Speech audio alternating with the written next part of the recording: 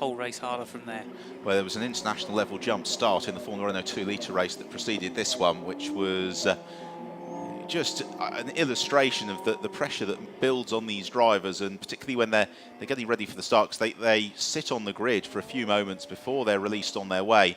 And again, Alex, this is the difference, I think, between the club racing that these drivers may have started out in the United Kingdom, where generally they run to Motorsport Vision minutes, which are approximately a 60th of the Greenwich Mean Time ones, and then they'll come to an FIA-sanctioned event, and 5 minutes means 5 minutes.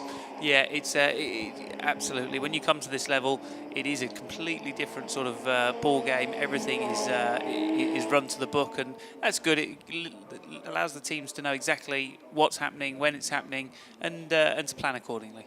Well, a little bit disappointed here. The pace car's not actually trying to race Brian Caldwell, but is bringing them around in a fairly steady fashion. They're just working through turn 7 now, the furthest extremity of this 4.3 kilometre Hungaroring circuit, which has played host to the Hungarian Grand Prix since the mid-1980s. It's one of those tracks that was state-of-the-art when constructed, but has, except for the extension of turn 1, not really developed an enormous amount since its construction, and therefore presents a formidable challenge to these drivers who, particularly if they've raced in the United States or the United Arab Emirates, they're used to the Herman Tilke design tracks, which are very different in character to this one.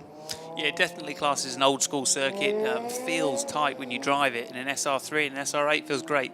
Can't imagine what it's like for the guys in Formula One, so with a lot more horsepower. So must be a real challenge in those, but absolutely perfect for the radicals. And the pace car is certainly pacing them as they file their way towards turn 13 now, and a really slow pace lap, so not ideal at all for anyone really. No, this is appreciably slower actually than the pace lap that they ran with earlier on this afternoon, and it just means a little bit of heat goes out of the tyres. It just prolongs the time to the start of the race, and yeah, the pace car is going very, very sedately, which is certainly serving to back the field up, but yeah, they've already had 2 rolling starts this weekend. They don't really need support in the discipline getting ready for that rolling start. Yeah, he seems to have backed them up quite early. You can see the guys obviously all conscious. They want some tyre temperature, all weaving about. You would have expected to see them move it on a little bit faster than this. Yeah, he's really, really bunching them up. Almost, it looks like walking pace. I'm sure that he's quite proud of that 20 kilometres per hour that he's running at, but it's just be interesting now if they're all the starts so far. Looking at the onboard from the guys, has been sort of second gear. At this pace, they'll have to start from first gear, which will be a different dynamic. So this will just be a race for the lights. Who can get it? You've got to think Yanni's going to want to try and get the move done early and past Brian, and will he be able to outbrake him down the outside? The two had a little bit of contact in race 1, so it'll be interesting to see how they sort each other out. So the pace car peels off now, and it's the responsibility of Brian Caldwell to pace the field. He immediately elevates the pace as they head through the... Oh, and Brian may have, jumped the start just a little bit here.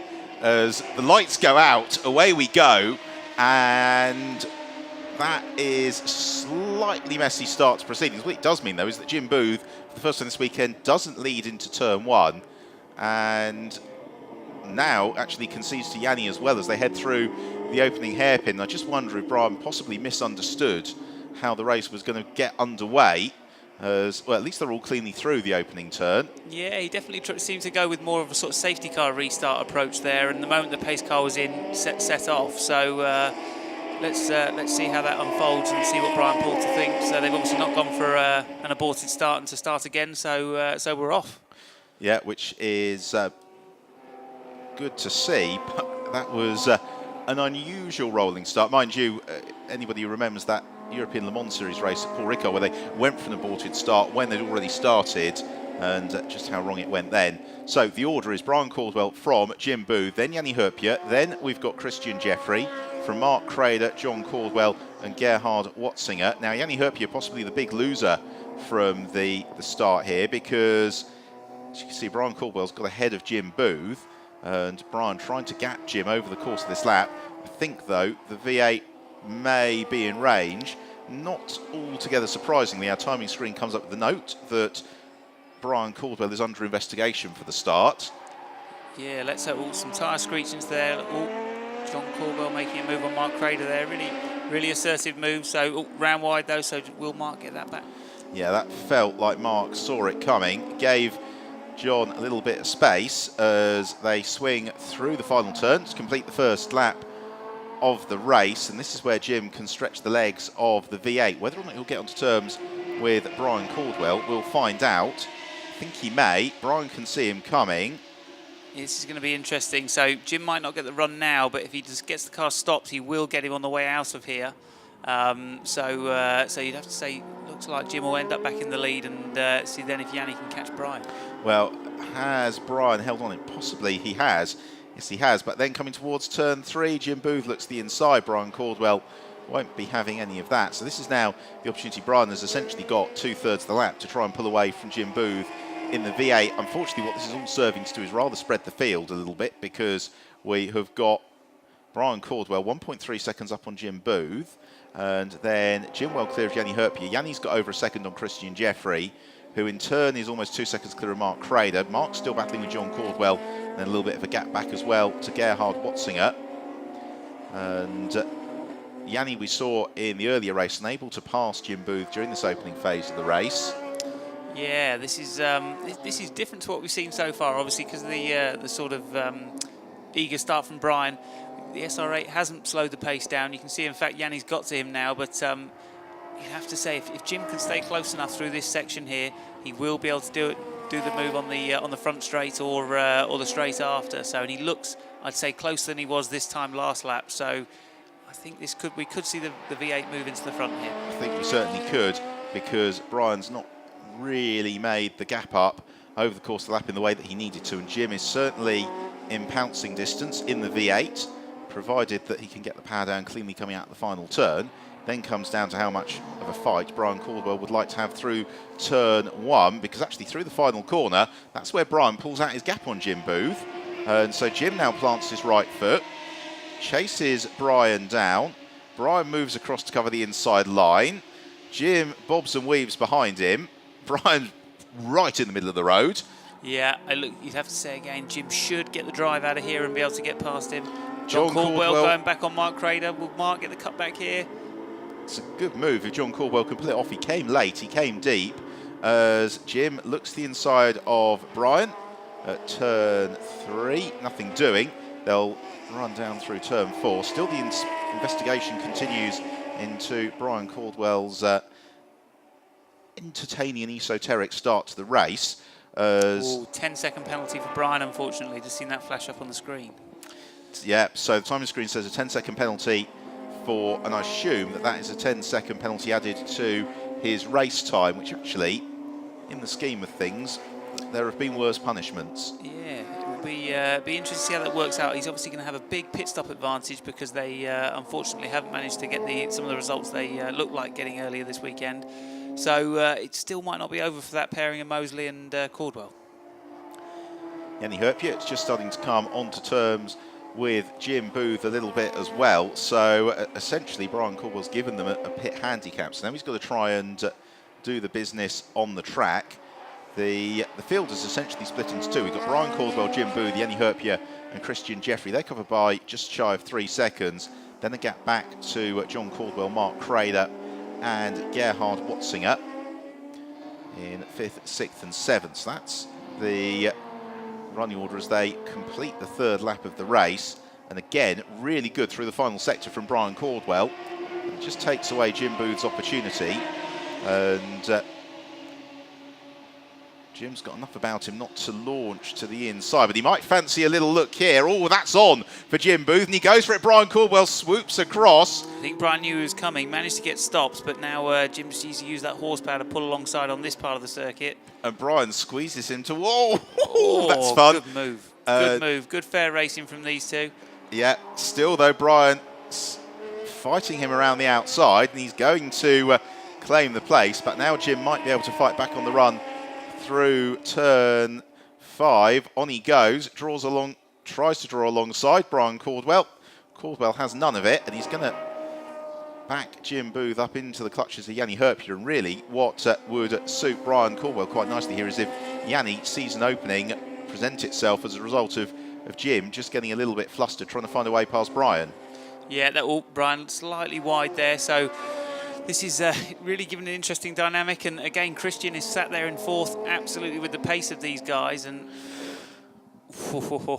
he's looking. He's seen that move done by Ellis and by Mosley to the V8, so he'll be thinking that's his window. Certainly, the place that the SR3 has to pass the 8 to give itself enough corners to get to enough of a gap, so when it gets to the straight, it doesn't just get re-overtaken. So yeah, he's in striking distance, but V8's looking at Caldwell, not at Yanni at the moment. Yeah, and again, Brian Caldwell needs a really fantastic final sector. This is where he leaves it all hanging out. Yanni could just become the fly in the ointment by trying to have a little nibble to the inside through the final turn. He can't quite do it.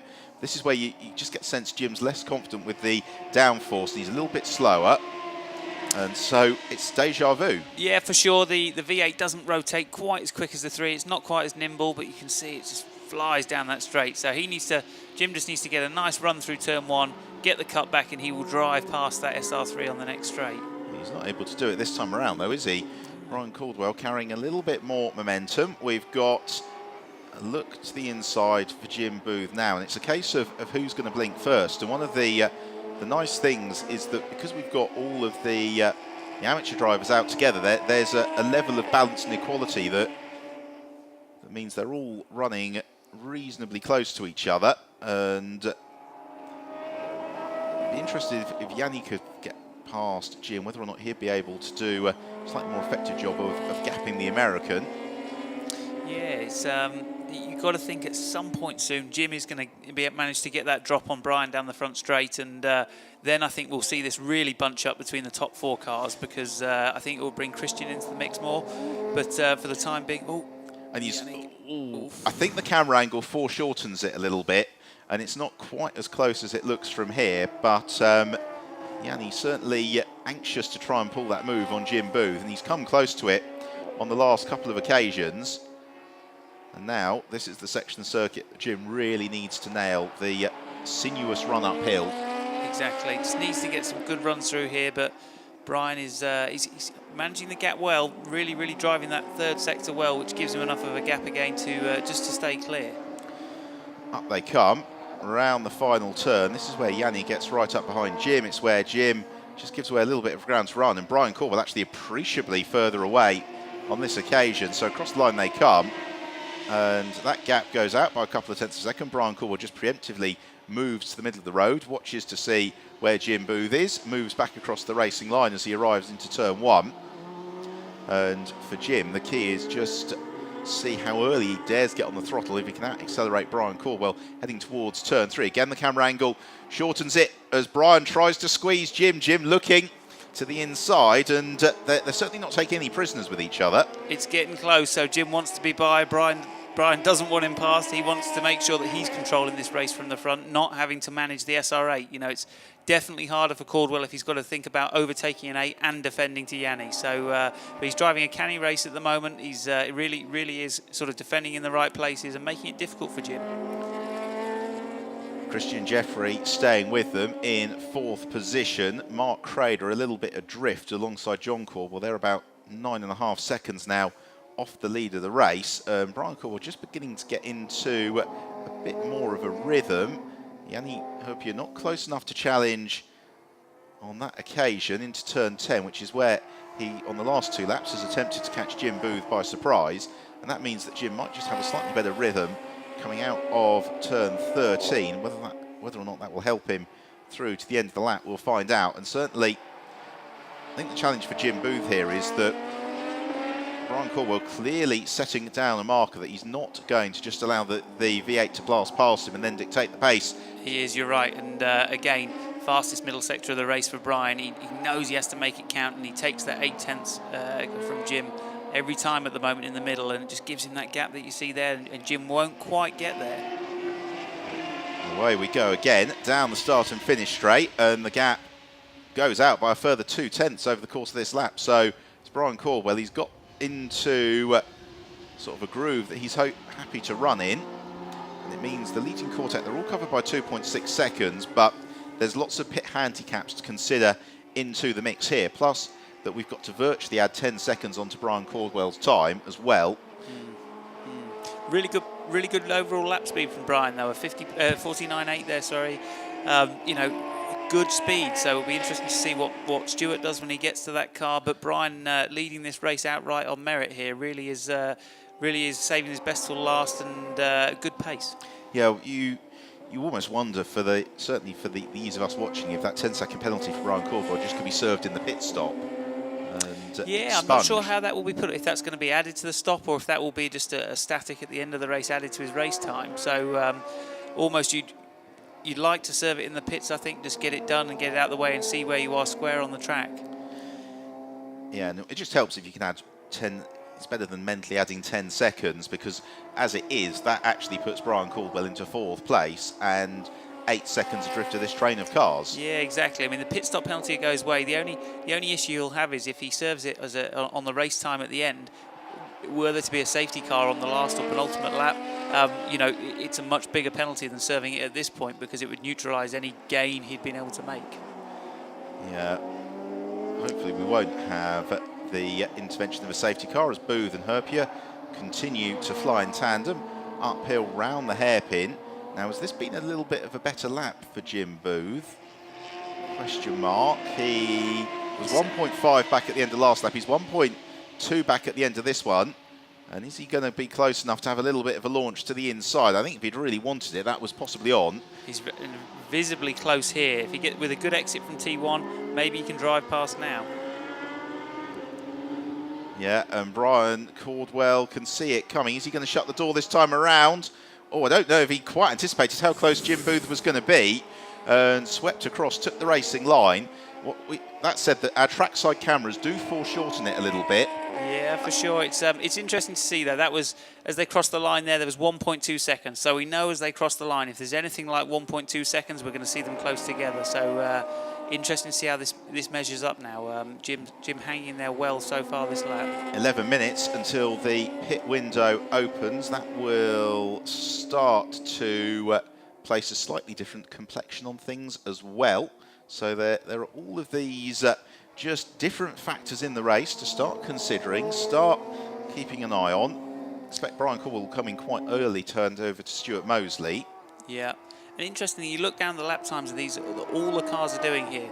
Fastest man on track is a 49.4, but you've still got the guys further back doing 50.4s, you know, and the pace of these guys is really impressive, you know, in comparison to their professionals. Yeah, this is the benefit of the race weekend format here. They do get a lot of track time and therefore a lot of opportunity to learn this Hungaroring circuit, really get the car working as they'd like it to. And right, let's see what we get this time. Will Brian have anything like the 1.2 that he had before? I think he's a little bit closer, isn't he? Only just, Jim Booth. 1.1, yep. So this is going to be close. We know he'll be right there into turn 1. And he's going to... Well, that was a liberal interpretation of one move. Right, let's see how this goes now. This is closer than ever. You'd think this is going to end up really close into turn 2. Brian already going defensive. Well, this is fun, isn't it? Because Brian Caldwell is making his car very, very wide. He certainly knows, you can see that. So we know anytime they cross that line with anything like 1.1, 1.2 seconds behind it, it's going to be exciting for us. Let's hope they stay that close. This is where Jim could actually really take Brian by surprise. It's just if he can get a good run out of turn 4, but on this occasion he couldn't quite do it. But as Brian Caldwell elevates his pace, Jim is doing actually a really good job of sort of learning from what Brian's doing, just seeing how hard he can push the car, and is staying that little bit closer to him as a result. Yanni Herpia coming with them. Christian Jeffrey slightly less so. He's now second and half adrift of the leading group and just beginning to struggle to get into the mid 149s on a consistent basis. Yeah, let's see how it develops. Christian really good at the end of the last race. Again, Jim Booth the same thing. You know, fastest laps right towards the end. So we just needs to keep pushing. He's not out of this one yet. Knows he's got a long old pit stop, so he just needs to stay in touch with this group. Yeah, because Jim will probably top up the fuel in the car, and that necessarily elongates the pit stop. So this is really his opportunity to go for glory.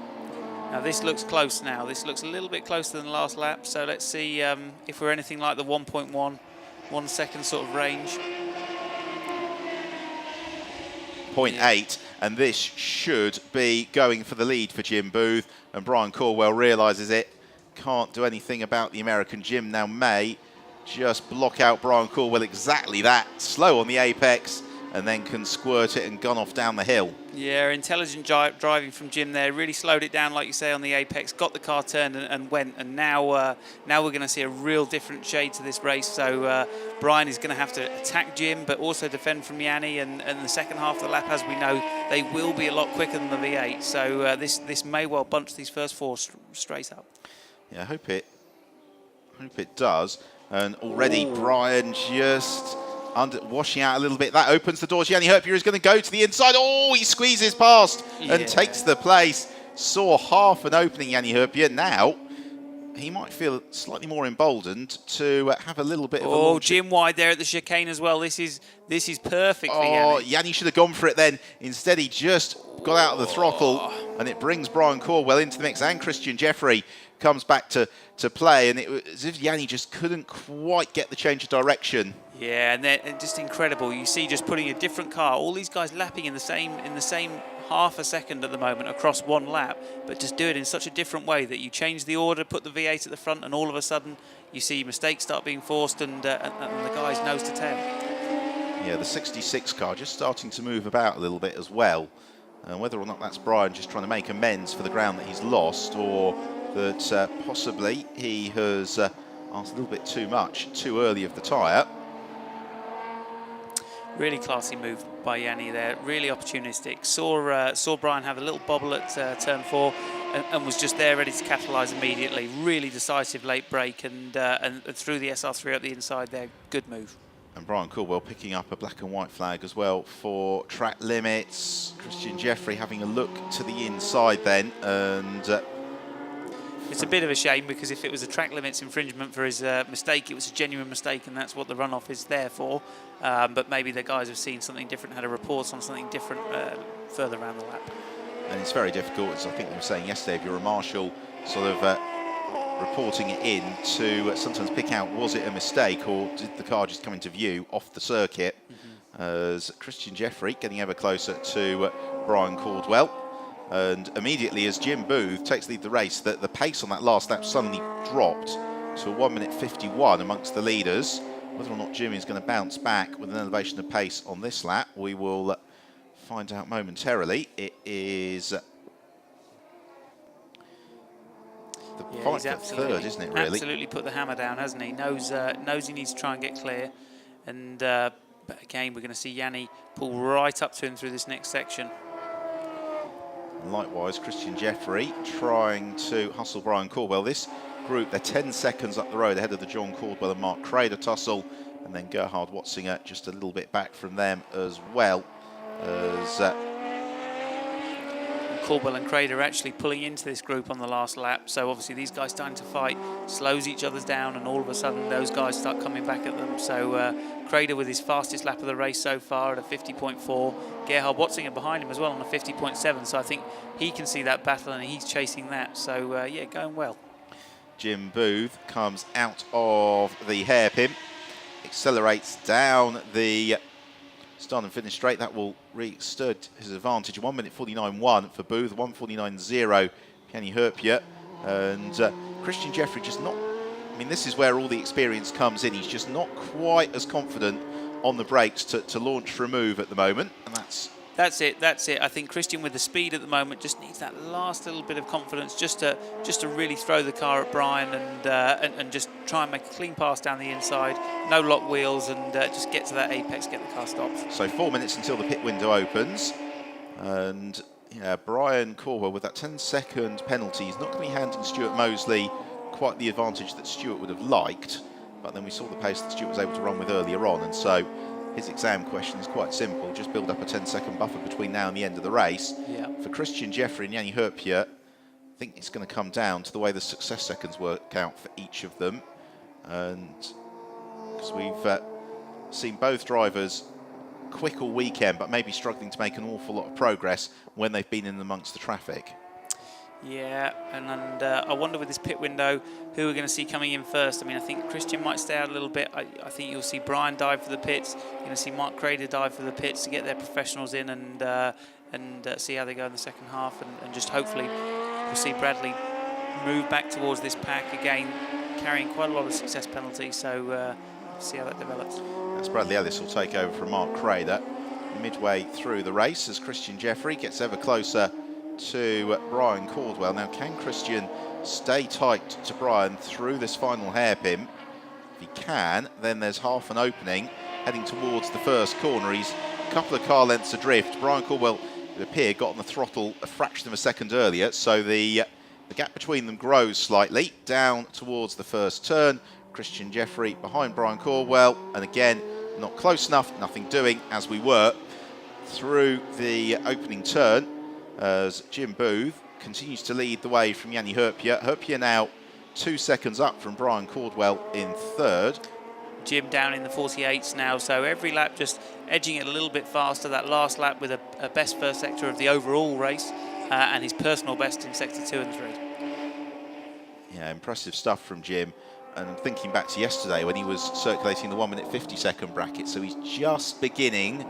You know, you can see over the weekend as the pace improves. And unfortunately for Jim, obviously, being the only V8 in the class at the moment, what it does mean is he's, in theory, winning all the class races, so attracting all the top penalties. So he will be parked in the pit stop for what seems like an eternity. So once he's in, we probably won't see him for a little while. He's going to be on a different piece of race circuit. Yeah, I slightly feel for him when he goes to Silverstone.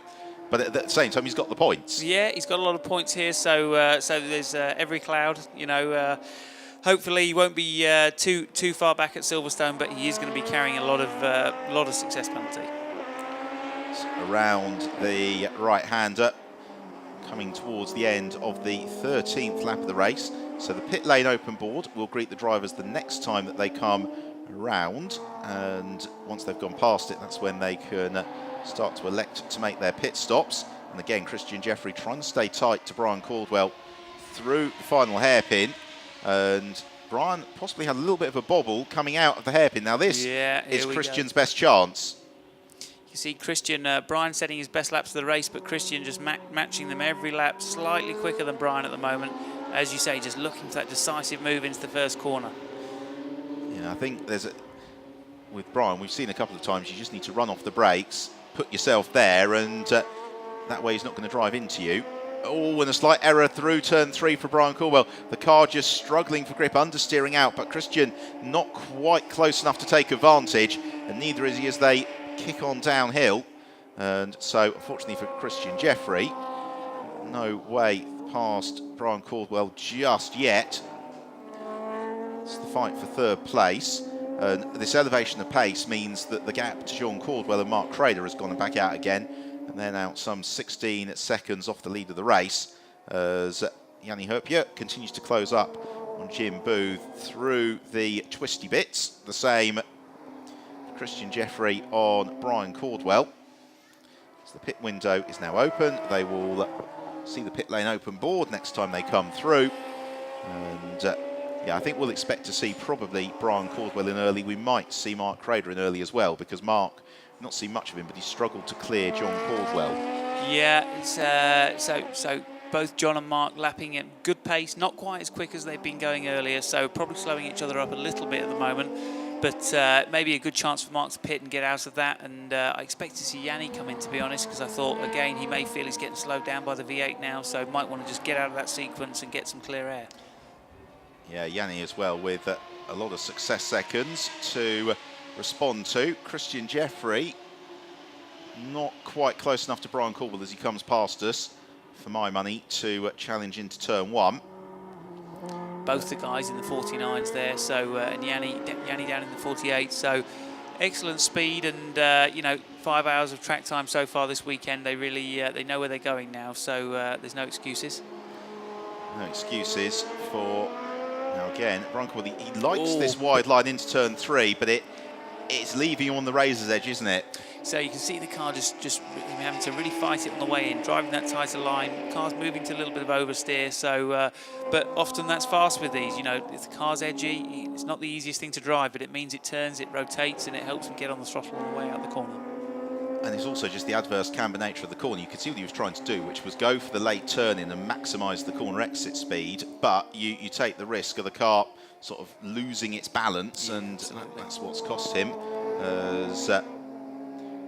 Really nice race for Jim here, though. So you can see, whereas all weekend we've seen him, you know, in a bunch with 3 or 4 guys. Now it's only Yanni who's running the pace with him. You know, he's consistently down in the 48s, which is just great progress the whole weekend. You know, watching him through testing, starting 53s, 52s, 51s, to be down now running consistent 48s is really good effort. Let's just hope second half of the race we see him pop in some 47s like he did this morning. Yeah, as the drivers may well elect to peel into the pits on this occasion. Yanni Herpia possibly. Here he goes. Yeah, here he goes in early. So Yanni ducks in. Again, strategy-wise, that makes sense. Get in there. Clear air. Clear air, and if the V8 is interfering with your lap time at all, you know, get out of the way of that and maximise your potential. So did Brian go in there as well? I think I saw Christian come by. Brian's come in. So Brian Corwin to hand over to Stuart Mosley. Anticipate Mark Crader will be in fairly shortly as well. So Yanni Herpia comes to a halt, just a chance to check the tyre pressures. And this is going to be a reasonably lengthy pit stop for Yanni. Yeah, Mark Crader in there as well, getting ready to come down the pit lane, hand over to Ellis. So Ellis with a tall order here, needs to chase hard in the second half, but let's see how these pit stops will work out. Yanni's coming, not Yanni, John Caldwell's coming as well. So it's just Jim Booth, Christian Jeffrey and Gerhard Watzinger who haven't pitted in on the first available opportunity as Mark Crader steps out. Bradley Ellis steps in to the SR3, and he's got a fair amount to do, Bradley, to challenge for victory, but I'm sure that he will. And what we hope is that the battles are going to close up again post-pit stop, and we'll start to see the level of capture that's required. For Jim, he's got the refuelling, which adds to the pit stop. He's got the success seconds that adds to the pit stop. We're going to see Gerhard Watzinger come into this, hopefully, in this after these stops, so he shouldn't be carrying too much penalty. And has just put his best lap of the race in a 49.8, so all the guys really banging in some pretty fast lap times. So out of the pits has gone, well, it says Brian Caldwell. I'm assuming it's going to be Stuart Mosley. We'll see when we have a look at the picture whether or not Brian has decided he wants to do this one single-handedly. We certainly know that it is Bradley Ellis in for Mark Crader. Yanni Herpia has emerged, I think, behind John Caldwell even. So the race leaders all accelerating through, and the Bradley Ellis pit stop with Mark Crader still ongoing. Christian Jeffrey, really, really good last lap. So fastest final sector of the race. He's obviously decided he needs to get an undercut, needs to really push now that he's in clean air. But 48.6, top lap time.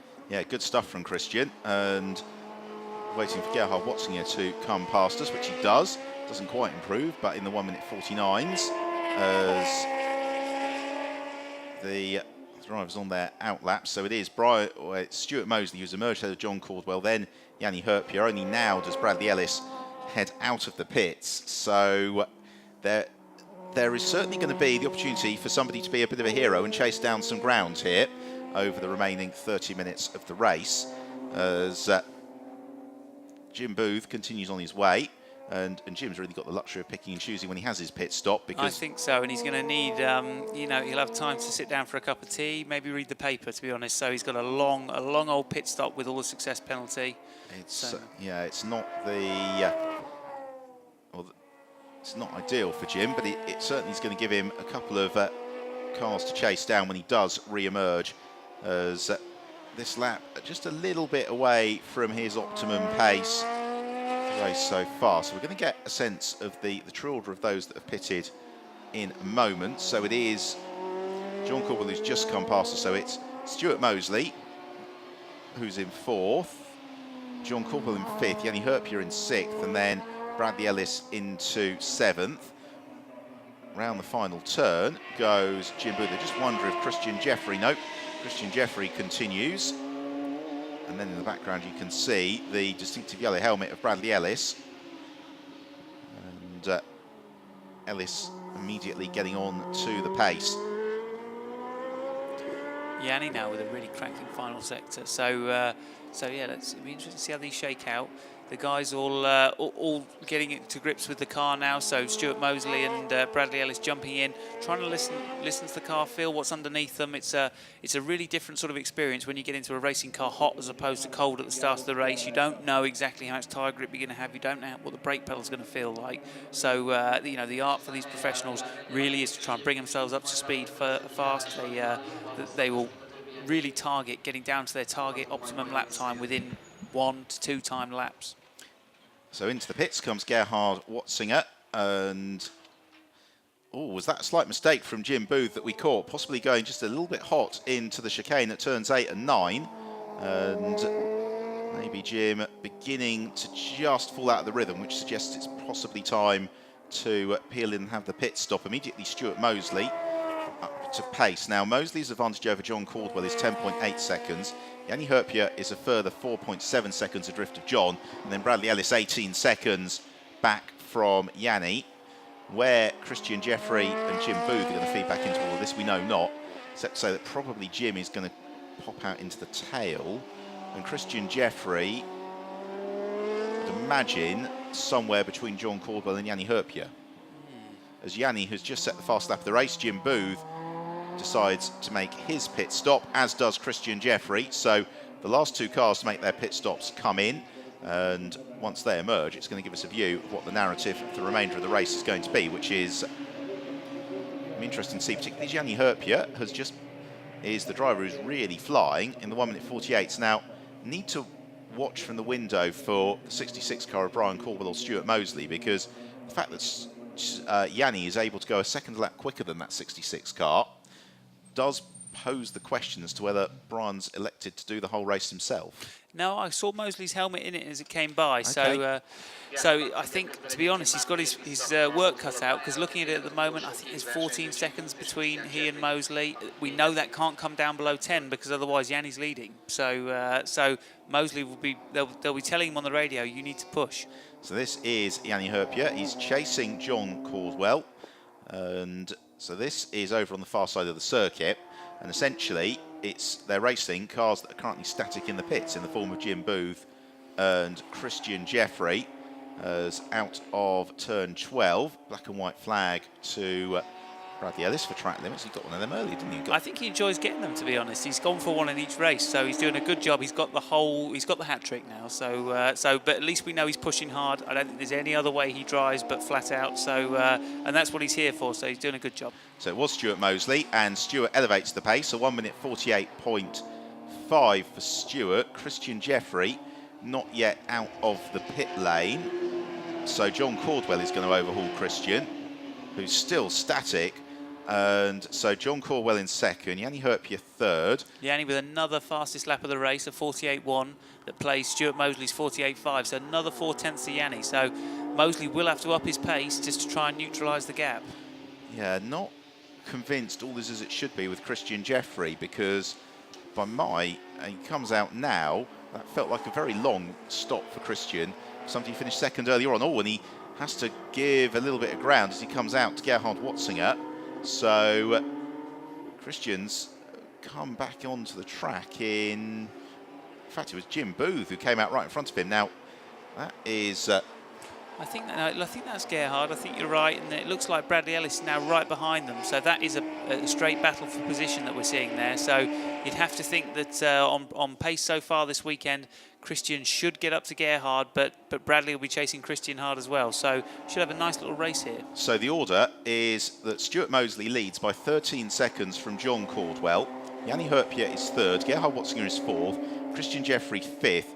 Bradley Ellis is sixth, and Jim Booth is seventh. So that's it post pit stops. It's now a case really of how quickly can Christian Jeffrey clear Gerhard Watzinger, and what opportunity does that leave for Bradley Ellis? And interestingly, Ellis now with the fastest lap of the race, a 48.1. So again, talking to the guys before the race, I know they're making some front damper changes and some rear damper changes. Car must really be starting to feel good for him, because 48.1 is pretty pacey at this point in the race, and got to think we're going to see a 47 from one of these guys very soon. And Gerhard Watzinger on the limit through turn 14. Now this is where Christian Jeffrey's just going to have to back himself and go for a move, because Gerhard slithers wide. Christian Jeffrey draws alongside, but he doesn't quite carry the traction, and now he looks to the pit lane. So Christian Jeffrey coming back into the pit. So yeah, that's not great. There must be something. It felt like a long pit stop for him relative to what we were expecting on the success seconds, and so he is back into the pits, and that helps Bradley Ellis's charge somewhat, because Bradley should go through into fourth before too long. But then the real challenge for Bradley is he's then got 17 seconds back to Yanni Herpia. Now the battle that we probably want to see is the one between John Caldwell and Yanni Herpia, cars 10 and 17, because they are separated by just 1.2 seconds. As Bradley tries to overhaul Gerhard Watzinger, but the challenge again with these SR3s is, and it looks as if Gerhard's actually, I thought he was waving him through then. No, he wasn't. These guys are teammates in the works team, but there's no love lost. You can see Gerhard's making him work for it. Doesn't want to give the position away, and why should he? Now here is Christian Jeffrey, who's re-emerged. Didn't see that he picked up a drive-through penalty or anything. Yeah, I don't know why he came in. We'll have to find out after the race. There's obviously something wrong. Ellis here making the move. No, really nice. Really good exit. Really decisive and clean, just as you'd expect. So Bradley Ellis, he is now chasing down Yanni Herpia. Is 18 seconds adrift of Yanni, and it's really John Caldwell for the podium, who is the principal focus. Here's the battle between Yanni Herpia and John Caldwell. Now this is an important battle, because for every lap that Yanni spends bottled up behind John, it means that the race leader Stuart Mosley gains a bit of ground. So just to recap, if you've joined, Stuart Mosley, the race leader, has got a 10-second penalty because of a jump start by Brian Caldwell, and so that means that Stuart's effective race lead is 15 seconds. It's 5 seconds rather, although it's 15 seconds on the road. And we have seen earlier today, John is not an easy man to overtake. Really is the last of the late breakers. So Yanni, you'd be better off just lining him up, trying to get an exit and drive past him. But as you say, these are just crucial for him. He can't let that gap to Mosley go out any further than sort of 15, 16 seconds where it is at the moment, because it still means that to get into the lead of the race, he needs to find 6. Yeah. So critical stage. Yeah, whether or not Yanni can then find the 6 seconds, because that last lap from Stuart Mosley was a good one, a 1:48.5, and that was 6/10 up on Yanni Herpia, who's going to lose the best part of a lap here behind John Caldwell. This is where John spun earlier on, and level of precariousness to the angle, but nothing too worrying. But yeah, there's Yanni. Well, this is what we've seen. These cars have struggled to overtake just when you get the turbulent air of the car in front. There's only really turn 1 and then catching your rivals by surprise that are opportunities. And I guess for Yanni, his best chance is to do what we saw earlier on, which is just forcing John Caldwell to drive more defensively like that. Oh, and around it goes, and there's a tag to Yanni as well. Now, hopefully that's just bodywork on bodywork.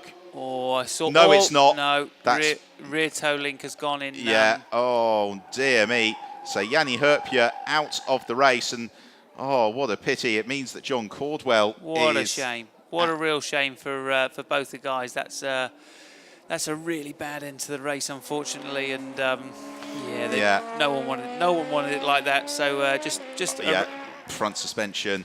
Oh, what a pity. Here's another look at it. Around goes John.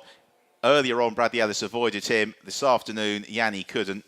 And yeah, I thought it was bodywork to bodywork. It wasn't. It was wheel to wheel, and it's done the suspension.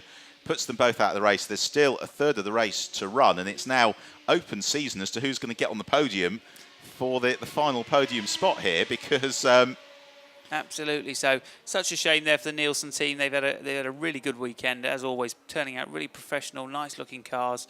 But no one wanted that to happen. John's pushing hard. He's trying to win a race, and just slightly too fast in has rotated, and unfortunately just clipped Yanni's rear wheel on a critical point. So there we go. That's racing, and they'll live to fight another day.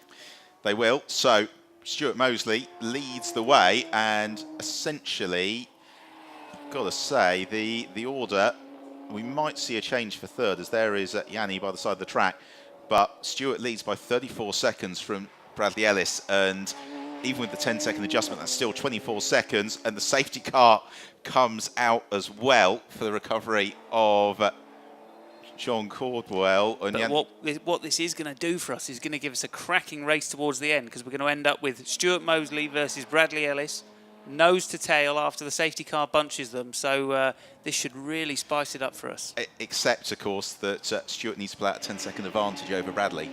Oh, yeah, very, very well spotted. So, well, let's see. This will be interesting to see how it develops.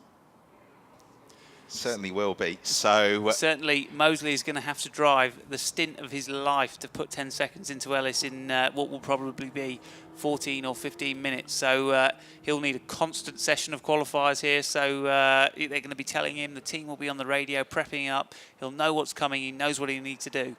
So I guess Yanni Herpia's car was just in a slightly too precarious position is all I can think it was, because John Caldwell, we saw limping back to the pits.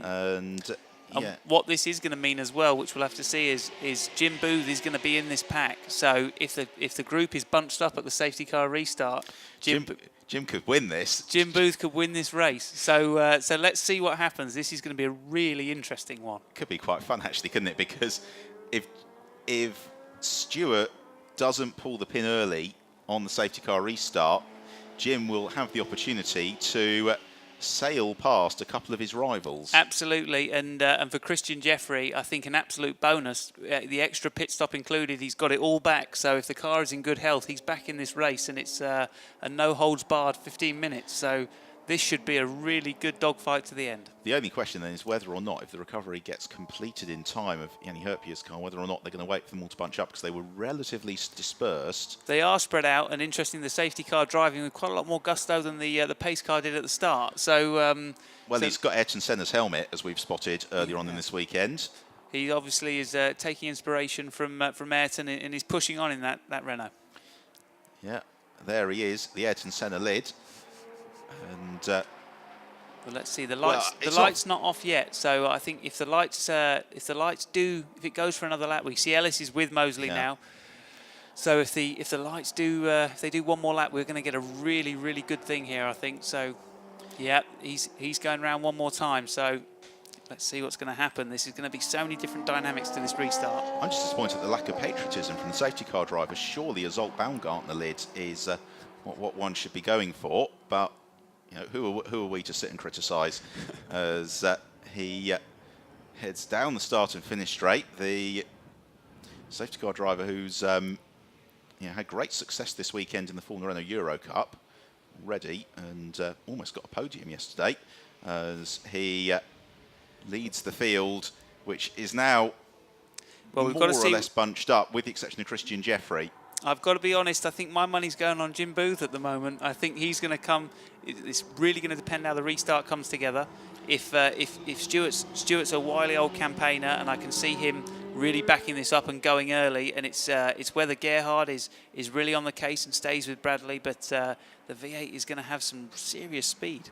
In the Euro Formula Open race earlier on today, Harrison Scott nailed it. He backed the field up going into turn 14 and then pulled the pin for 15. So by the time they came out at 16, he was a second up on the rest of the pack. And that's really what Stuart needs to do, because he's got the unenviable task of trying to pull 10 seconds over Bradley Ellis in 13 minutes by the time they got back to the start and finish straight. And that's going to be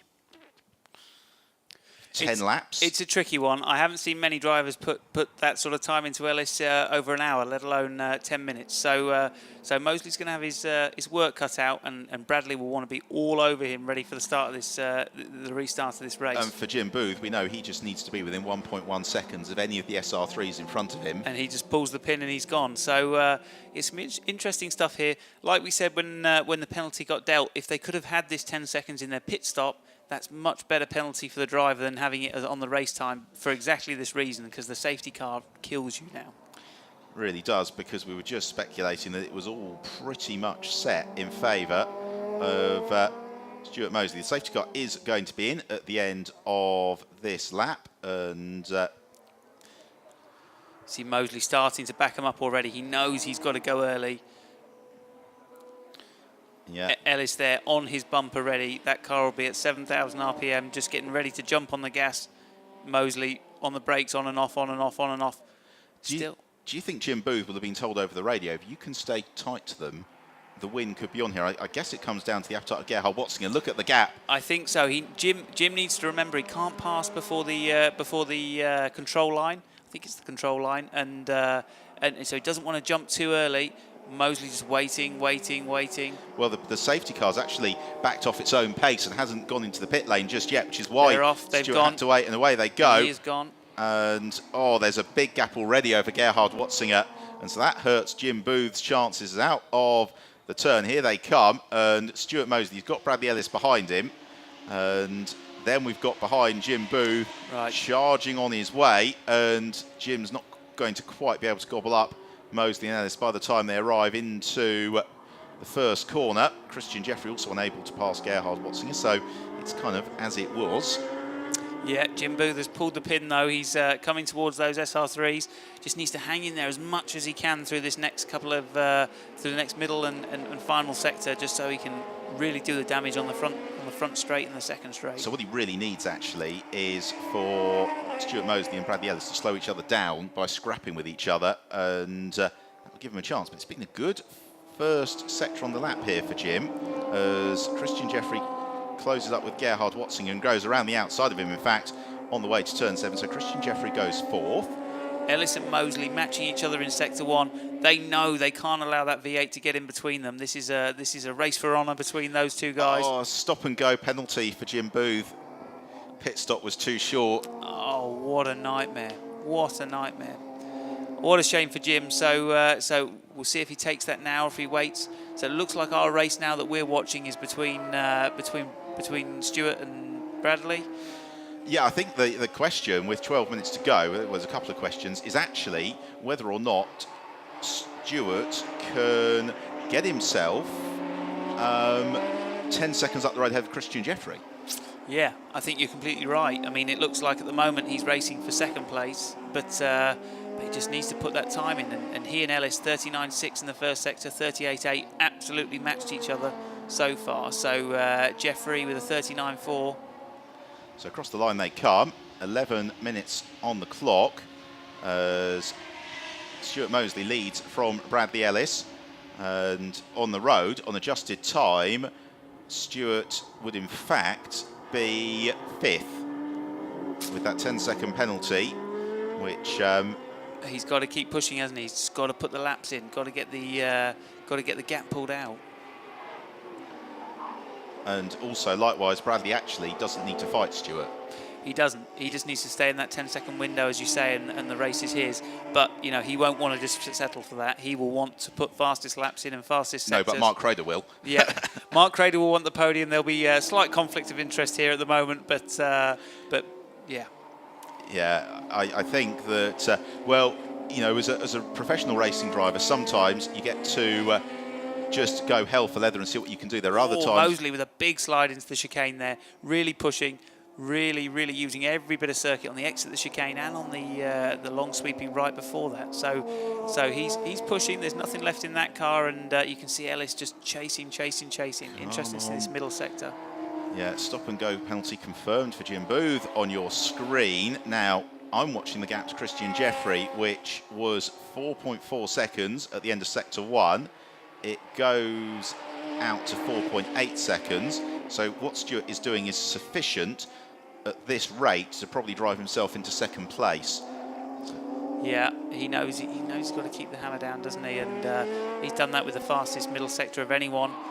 So it's 0.3 up on Ellis so far this lap. So this looks like it's going to be a really nice 47-second lap for Mosley. It is a 1 minute 47.6, and Bradley Ellis 1 minute 48.0. 48.0 as well for Jim Booth, and 48.4 for Christian Jeffrey. So Christian 5.2 seconds back from Stuart Mosley, and it's always slightly odd when you have these time penalties. It's as used to happen when you used to get aggregate races in the event of a red flag back in the old days. You never quite knew what was happening until somebody did the sums at the end of it. No, you're right, and this is a close one for Jeffrey. I mean, he'll be chuffed to be lapping within a second of someone like Mosley. You know, Christian coming across from Guyana, limited radical experience compared to someone like Mosley or Ellis. So the fact that he's sort of within that window, really impressive. And he's got 8 minutes, and he can't let Stewart put more than 5 more seconds into him. So 8/10 a lap. It's marginal. Mosley's got to work. You see again the car moving to oversteer as he's going in there and using every bit of circuit.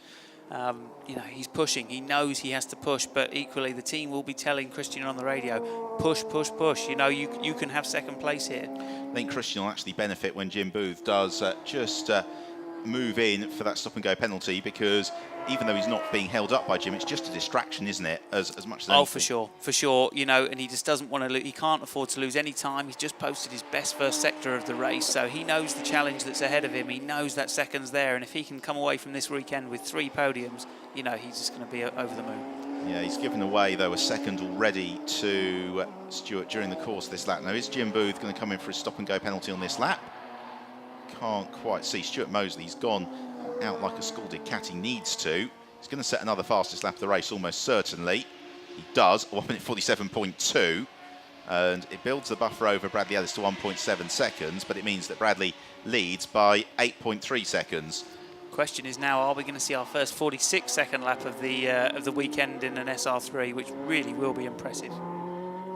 Taking it back, you know, 5 years from here, the SR3s, when they last raced here, were doing 1 minute 49s in qualifying. So it really shows the evolution of the car. The SR3's moved on, probably the most produced racing car in the world now, with chassis, well, over 1,200 chassis being produced. You know, a really reliable and an incredibly fast single make series. Yeah, especially now that the Formula Renault 2 litre isn't quite as omnipotent as it once was, which always used to be the sort of the most produced racing car. Stewart, very wide there, sorry. Well, to be honest, when he's got 10 seconds already to overhaul, an extra 3 or 4 aren't going to.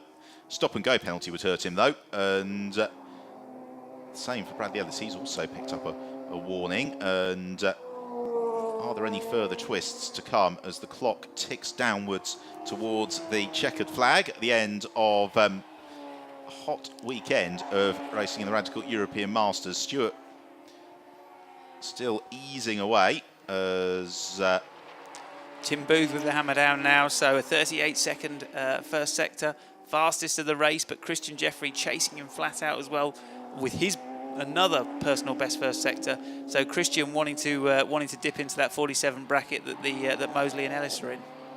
Yeah, last swinging round, and this is to complete the 28th lap of the race, just shy of 6 minutes on the clock as across the line from Stuart Mosley. So Mosley leads, second place, or Mosley's on the road. The effective race leader is Bradley Ellis. Stuart Mosley still 4th position, 7.8 seconds his advantage over Christian Jeffrey. Jim Booth yet to make the stop and go penalty. He needs to do it pretty promptly. The stop and go crew are ready for him. We can see from the commentary box whether or not Jim has been told over the radio, whether or not he's seen, and whether or not he decides he's actually going to come in and serve it. They're all slightly moot points because he's won the class, unless he's disqualified. And if he's disqualified, he sheds the success seconds for Silverstone. Yeah, so could be a tactical one here. Who knows? All we can see at the moment, though, is that Mosley has 2.1 seconds to make before he's truly back into second on the podium. So he's pushing. He really is. And I think Stuart Mosley enjoying himself at the moment. A chance to really wring the neck of the car, because he's... for the other race of the weekend, he's had to push, obviously, but he's also been doing it in such a circumstance where he's got to leave it in one piece for Brian Caldwell. But again, he runs out really quite wide. He's another sort of track limits infringement there. Brian Poulter, the Clark, will have his eyes on that, but Stuart ultimately just trying to go as fast as he can. So, interestingly, Bradley Ellis looking absolutely matching him in the sectors at the moment. So, Ellis still will want to be as close as he can to Stuart. Doesn't matter, he's leading the race anyway on paper, but still will want to be challenging him as much as he can on the circuit as well. Yeah, so across the line, 4 minutes. So I think they're going to have time for 3 more laps, including the one that they've just started. and Jim Booth's gone in, not this time. So that's more than 3 laps for Jim Booth. They're going to have to throw the black flag at him in a minute and see if that does the trick. Yeah, let's hope he spotted it and comes in. But interestingly, Ellis with his fastest lap of the race there, 47.7, took 2 tenths, a tenth and a half out of Mosley. So really pushing. Jeffrey with the same thing, 48.3. You know, really trying to get in that 47 bracket and show these guys at the front, these 2 pros, exactly that he can mix it with them lap for lap. You just wonder maybe if Stewart, he's gone out a little bit too hot, got through the optimum cycle on the Dunlop tyre and is now facing a slightly uphill battle as Bradley's matching him now, sector for sector. Yeah, exactly. So so interesting to see if maybe Mosley has asked a little bit much of the tyre. So Ellis with the bit between his teeth, a little bit of time out of Mosley in the first sector, but let's see how they go through the second. In the background there, you see Jim Booth, Gerhard Watzinger, slightly distant 5th, and that's where he is going to finish. Well, unless somebody else falls off, because with the 10-second penalty carried by Stuart Mosley, he's now effectively 6 seconds ahead of Gerhard Watzinger. And I think Stuart, another couple of hot laps here, and he's on a good one, might just be able to overhaul Christian Jeffrey by the time they get to the start and finish line. Both of the guys very good on track limits that time. Mosley with the fastest middle sector of the race.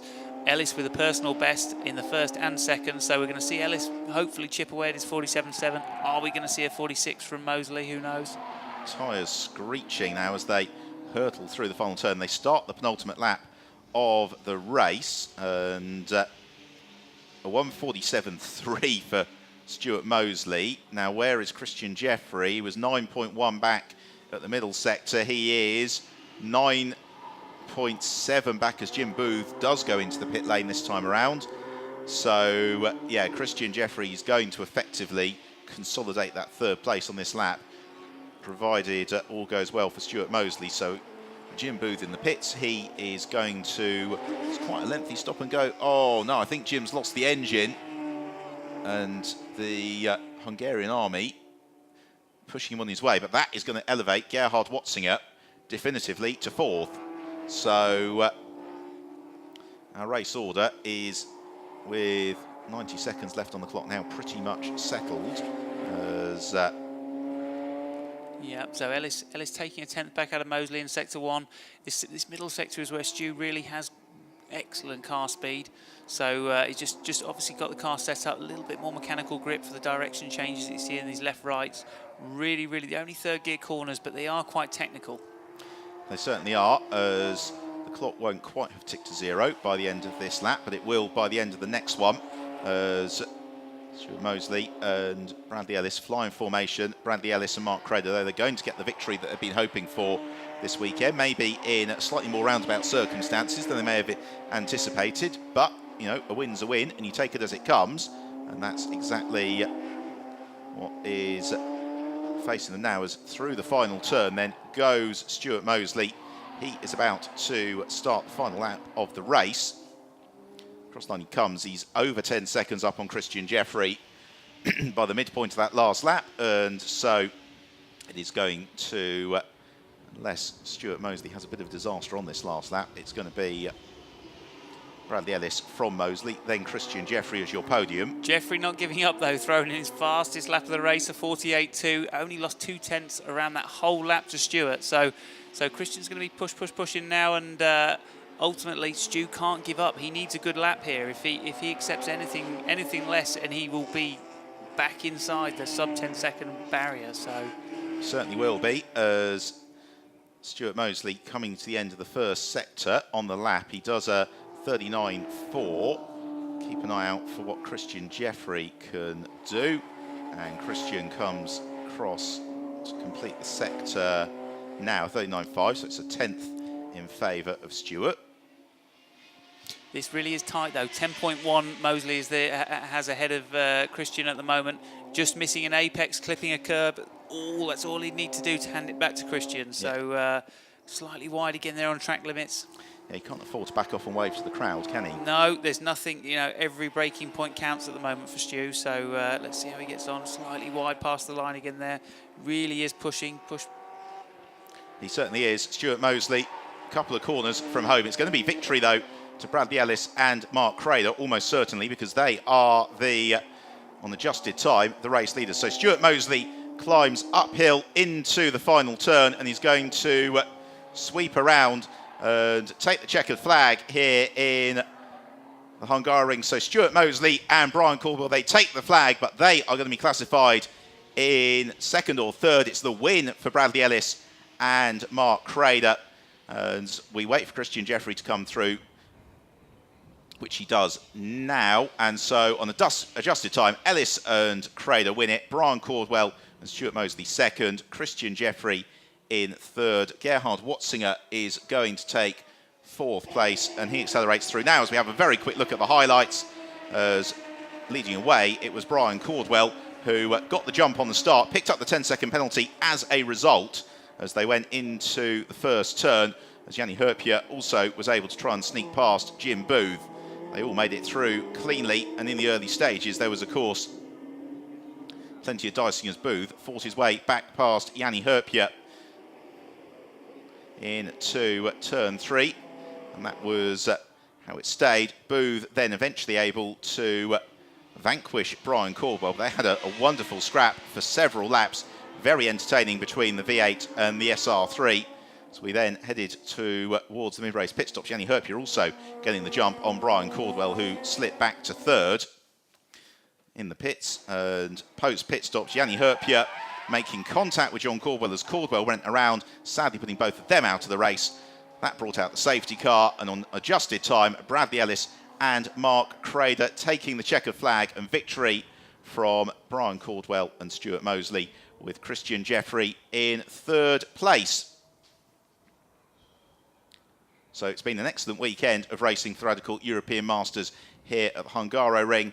And as we check the final classification, Crader and Ellis win it, Caldwell and Mosley second, Christian Jeffrey third from Gerhard Watzinger and Jim Booth. It's thank you and goodbye from Ben Evans and Alex Mortimer.